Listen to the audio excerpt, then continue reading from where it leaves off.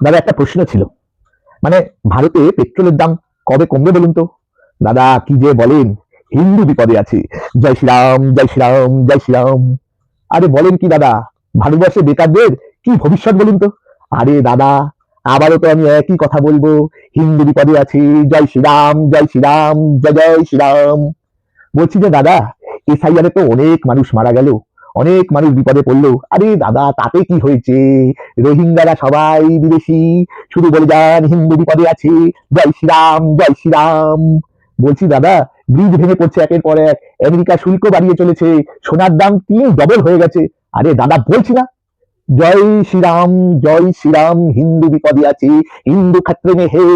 আরে দাদা আপনি বুঝতে পারছেন না, এইটা নিন, এইটা গলায় জড়ান, আর গলায় জড়িয়ে দেখুন, জয় শ্রীরাম, জয় শ্রীরাম, জয় শ্রীরাম, হিন্দু বিপদে, হিন্দু বিপদে, হিন্দু বিপদে।